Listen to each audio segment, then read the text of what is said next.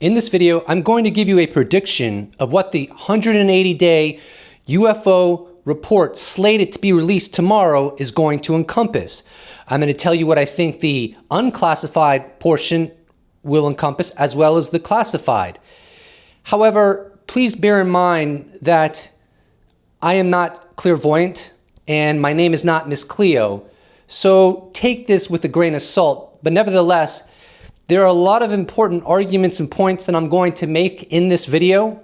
So even if you're watching this post the 180-day UFO report, I assess this video will definitely be worth your time. In the following clip, we have a very worthwhile program with Eric Weinstein, cultural commentator, PhD in math, physics math.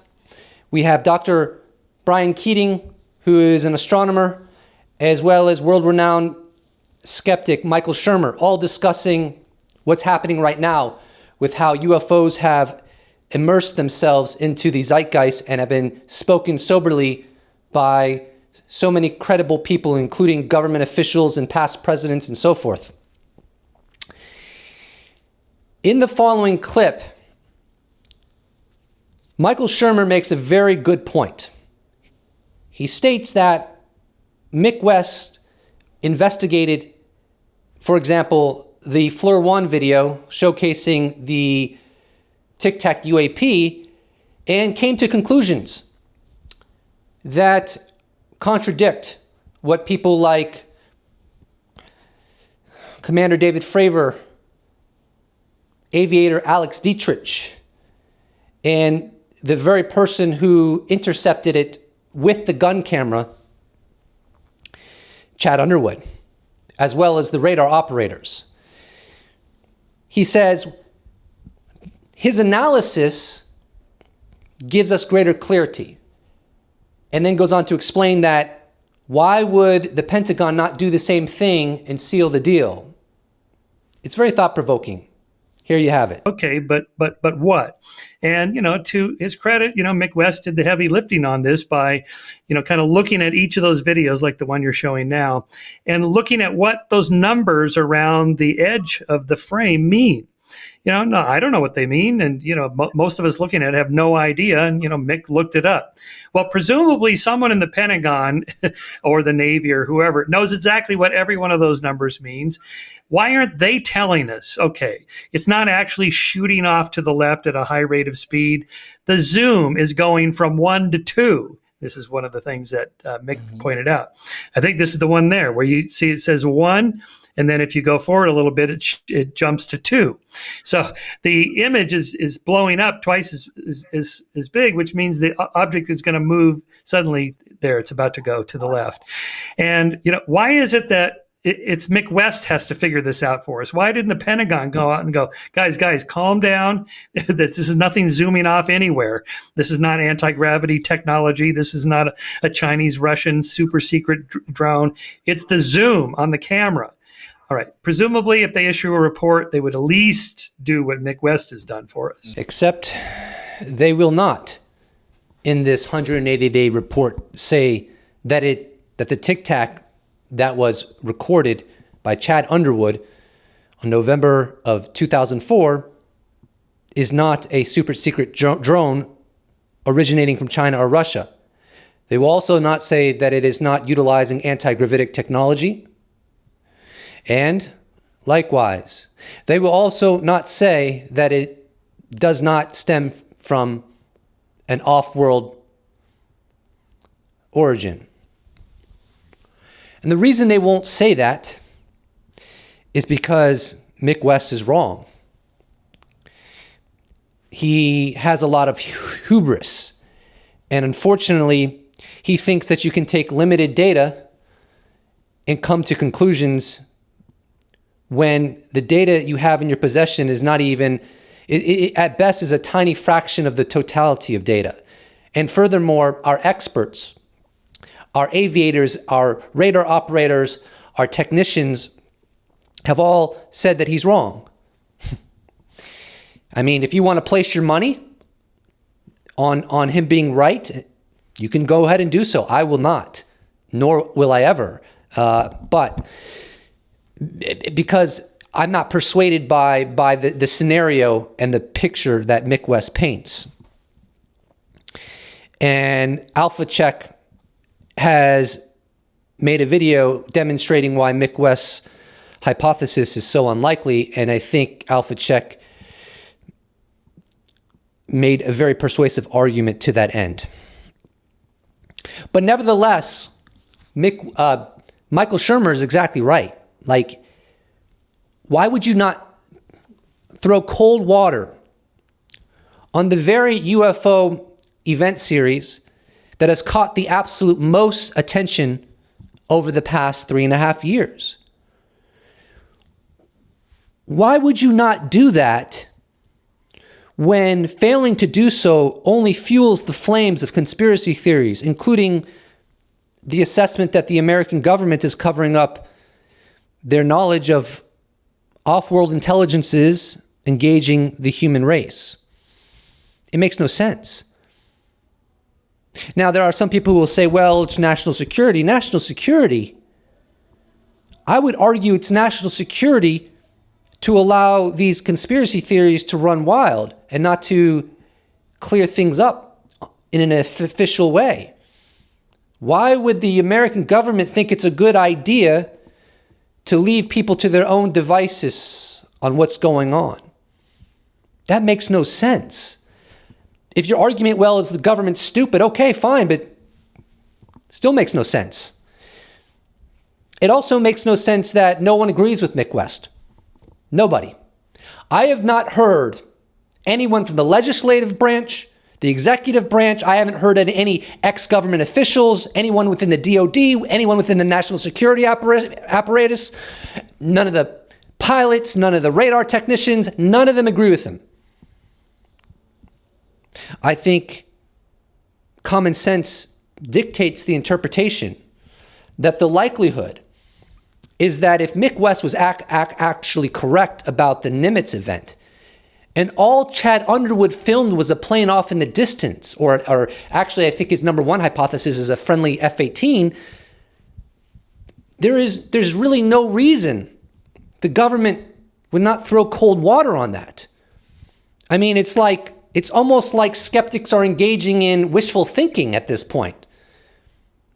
Fantasizing, doing the exact same thing they claim that UFO believers do.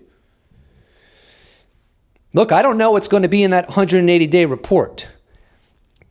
But the bottom line is, ladies and gentlemen, they've had over 16 years to analyze all of the censored data that they've collected with the USS Nimitz UFO event series.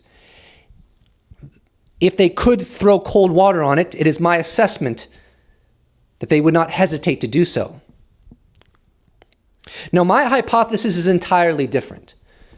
I believe that what Commander David Fravor and Alex Dietrich and the others encountered, and what the radar operators and the technicians saw with their instruments, is not of human intelligence.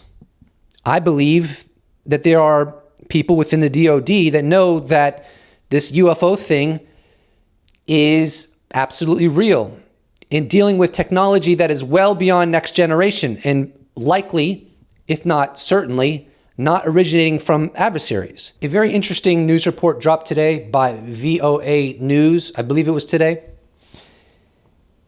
It starts out by saying that the 180-day report is going to focus on the question, are these UAP originating from an adversary?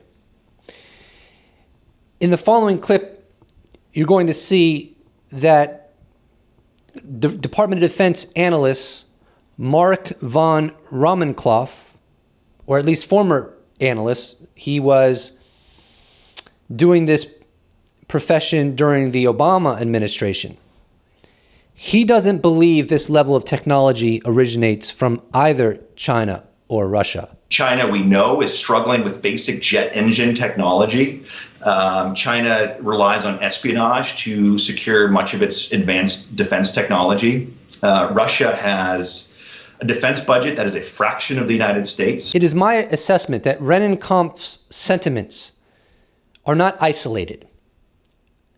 neither are the sentiments of people like Luis Elizondo and Chris Mellon. Now, it's beyond the scope of this video, but I could easily show you a bunch of citations. Now, I grant you a lot of them are anonymous, but the journalists that got their quotes are reliable. But I could show you a lot of citations of former and current officials within the US government conveying that, at the very minimum, some of these UFOs simply do not originate from adversarial technology because they're too advanced. They're so advanced that even the American government does not have this kind of technology. And of course, former DNI John Ratcliffe recently made these exact sentiments, and that would not be an anonymous source. And former President Barack Obama, in not such a explicit way, but he did say that there are records and footage of these craft showing maneuvers that are not easily explainable. I predict, and I think what I'm about to say will age quite well, that in the not too distant future, you are going to see, in a way that can be completely validated and verified, that the notion that some of these UAP are not originating from American or adversarial technology is actually a very common notion with high-level officials in the American government, those that have been briefed. And as it stands today, more and more people are getting briefed on this. Prior to Luis Elizondo leaving the Pentagon in disgust, less people got briefed. So there's that internal sea change. And I will tell you this, from a very good source, he stated that this 180-day report that's coming is going to set the stage for very big changes within the national security apparatus. These changes are going to result in, I understand, greater clarity on UFOs. What a lot of people believed, naively in my opinion, but understandably, is that if it was really true that there was smoking gun evidence epistemologically on the scientific level, proving that there are craft that are maneuvering and operating in ways that are beyond any known technology, that could not be insulated from our institutions. No, it could be. And I believe that will be proven 1,000 times over in the not too distant future. Anyways, I want to go into the level of fidelity that has actually been acquired in terms of documenting these craft. I opted to do this through an audio recording for whatever reason, and here we are. I think what often gets lost in the shuffle is people don't recognize or acknowledge the degree of fidelity that the American national security apparatus is able to acquire through their sensor data collecting mechanisms when it comes to incursions from vehicles, whether of known or unknown origin. For example, determining how fast they travel, whether or not they did a right angle turn. Did they submerge into the ocean? Did they travel so high that they ended up leaving Earth's atmosphere? Did they descend from space into Earth's atmosphere? These questions can be answered. I can't emphasize that enough. These questions can be answered. So it needs to be understood. It needs to be understood that even if the American government doesn't know where these UAP originates, that should not be conflated with they don't know what their capabilities are, at least some of their capabilities. Now, here is an article that was written by Tim McMillan and Tom Rogan from January 19th, 2021 from The Debrief, titled "The Decades-Long UFO Taboo the Biden Administration Will Have to Face." In it is a very good quote that gives a much clearer picture, the degree of fidelity that the American government is able to acquire when it comes to detecting these UAP. Our sources also tell us that the best data collected has come from measurement and signature intelligence. Some of the most sophisticated and highly classified surveillance systems in the world have been able to gather diverse forms of data on UAP, including electromagnetic pulse, acoustic signature, electro-optical, unintentional radiation, spectroscopic, and dimension feature profiling intelligence. So I made a very concise video yesterday that I published on Twitter, giving a very quick synopsis of what I anticipate with the 180-day UFO report. So I'm going to play that now, and then after that 2-minute and 20-minute video, I'm going to go into a little more information that I've acquired on what the 180-day UFO report may reveal, and then we'll wrap this video up, and tomorrow we are going to engage in cosmic Christmas, hopefully. I believe the 180-day UFO report will consist of the following. It will make it crystal clear and unambiguous that some of these UFOs possess capabilities that are not known to exist in any military adversarial inventory, and that the United States themselves do not have this level of technology either. I don't anticipate the report is going to say that the best current assessment for some of these UFOs is non-human intelligence, although I think it should. I think the authors of this report are going to want it to be the least disruptive possible, so they will construct it in a way so that people reading it can fill in the blanks themselves. Now, will the public report have that same clarity and unambiguousness? I don't know. But as Marco Rubio stated, if there's anything really spicy, it will leak. And it's not as if members of Congress can't talk about it in general terms. I'm hopeful that the public report will also extend this clarity. In March, former DNI John Ratcliffe said it'd be really healthy, if the report revealed as much as possible about the capabilities of these craft and what we're dealing with. Representative Andre Carson recently said that he looks forward to having hearings.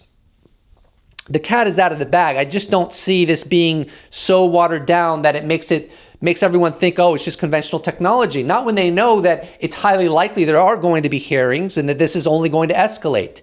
I think, this is kind of a white flag moment. They realize that they cannot keep deceiving the public, so therefore there has to be some substance within this report. The bottom line is congressional committees have already seen higher fidelity data. So this can't be going backwards. This has to have even more compelling data than they've already seen. So I don't see how this won't be an extremely huge step in the right direction to where I anticipate we're all headed, which is UFO confirmation and the realization collectively that we are not alone in the universe and we are being engaged by non-human intelligence. I've gotten some really interesting intelligence from UFO researcher Melinda Leslie, who is in close contact with former CIA operative Jim Semivan, who obviously has some interesting connections. This is what Semivan has relayed to her, according to her. From Melinda Leslie, and this is was taken from Twitter.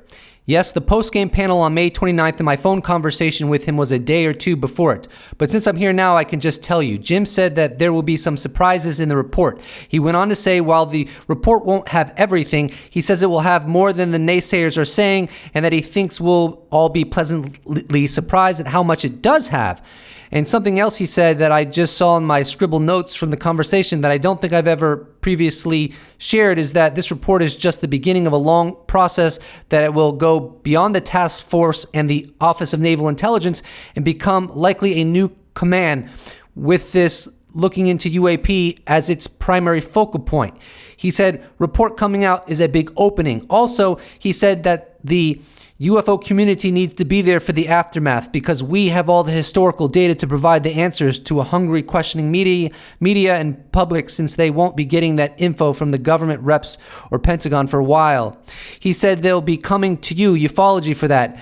And to brace ourselves, at Richard Dolan, at Steve Bassett, please see my whole response thread to Ryan here. I called Danny immediately after his conversation and we discussed that if Jim, is in a capacity to actually know what is being said behind the scenes, and we agreed it's very likely he is, then these comments by him carry considerable weight. It's a big if, no doubt. The feeling I got from Jim is that it will not be a complete letdown. He said repeatedly this is the beginning of a very long process. He also said in our last conversation, the report will start money flowing for a bigger investigation. Actually, he basically said we'll start flowing for in many things, defense contractors for one. And here's some intelligence that UFO Joe was able to acquire. Daniel Sheehan, who is, of course, Lou Elizondo's lawyer as it stands right now.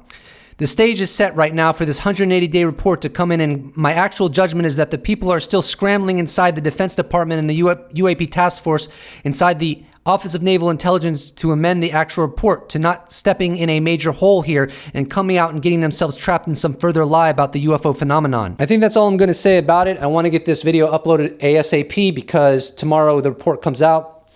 And I just want to amend something real quickly. Earlier I said that I'll never ever believe Mick West's assessment, and I think contextually it's pretty clear, but I'm always a little concerned that people are going to take me out of context because they're looking for a got you. What I meant was, because I misspoke a little bit, is that until Mick West can persuade me about the Floor 1 video, until that happens, I'm not persuaded. I don't think Alex Dietrich and David Fravor and the backseaters of those F-18s saw reflections in the canopy and mistook that for some sort of next level technology. It just doesn't, I don't find that to be a plausible or likely explanation. But who knows, maybe at some point Mick West will be able to persuade me with new information and I will change my assessment, because I am more than willing to change my assessment if new information arises that persuades me in another direction. I do not consider myself an ideologue whatsoever, and I fully acknowledge that I do tend to be optimistic with this whole thing. But you know what? Maybe I'm wrong. Maybe the 180-day report is going to say the following. UFOs are ultimately considered to be foreign technology stemming from China and Russia. Our sensor data supports this assessment. And the idea that this is beyond next generation technology or could be stemming from non-human intelligence is absurd and not backed up by the data that we've collected over the years. Oh, it's possible. It's possible. And if that's the case, well, it's going to make me look pretty stupid, isn't it? Well, that's what I signed up for. Look, truth has nothing to fear. Truth has absolutely nothing to fear. I would love to be wrong. I look foolish for a day, but at least I'll have the truth. The truth is the prize. The prize is not vindicating yourself. The prize is not being like, ha, I was right. I mean, yeah, we're all human, and we you know, that's something that we might take a little pleasure in. But ultimately, the prize is the truth. If it ends up being that I've gotten this all wrong the whole time, well, great. Then I can stop making YouTube videos about UFOs and go pursue something else. Of course, if that were to happen, I don't think the debate would be over. I would want to hear from insiders within our government. Do they agree with this analysis? I'd like to hear from Chris Mellon and Elizondo and ask, like, well, if you're right about what you say, why did the report say X, Y, Z? So I'm not saying the debate would be over, but it would give me pause for sure. And this is a very complex issue because a lot of people make the argument, well, if you believe the government has been lying to you about UFOs for so long, why are you going to start believing them now? Which is like, okay, man, well, I'm sorry that life is complex sometimes. Obviously, you have to navigate the situation. It's like if someone from a political party admits that they did something really bad and you believe they were lying the entire time about something else, do you not believe them? Generally, when people admit to something that makes them look bad, usually it's more likely that they're telling the truth because there's no real incentive to lie about something that makes you look bad. I know there's probably exceptions to that, but we just got to do the best we can in ascertaining the data and information that arises. Tomorrow's going to be an interesting day. And you know what? At the end of the day, we all just want the truth. The truth has nothing to fear. It has nothing to hide. And I don't expect this to be like them putting it all there for us to look at and be like, aha! I think that at the very best scenario, even if they know beyond a shadow of a doubt that some of these UFOs originate from non-human intelligence, there's no way they're going to say that at this stage. They would say, it's not ours, which we already know is going to be in the report. And then they would also say, but it's not believed to be adversarials either. And then they would leave it to our imagination and our own filling in the blanks to keep the conversation going as it would be a much more soft psychological landing and be less disruptive. That's what I would anticipate at the very best scenario, and I'd be very happy with that scenario. But look, it all remains to be seen, and should be fun. See you tomorrow. See you for hopefully a cosmic Christmas. And thank you so much for watching this video. I appreciate it. Please don't forget to subscribe. I mean, we are going through, as I perceive it, the disclosure process, and there's going to be a lot more great content coming your way. So please don't forget to subscribe. And if you'd like to support this channel, you can check out my merch shop where I sell t-shirts. You can become a patron. You become a YouTube member. You can even give me a one-time donation if you so wish. All of those potentials are in the description below, or you could just slap a like on this bad boy and I will appreciate it so much. Thanks so much for watching, and I look forward to seeing you in the next episode. Special thanks to all my YouTube members, Patreons, those who have bought merch, those who have given me one-time donations. I really appreciate it. I couldn't do it without you. See you in the next episode.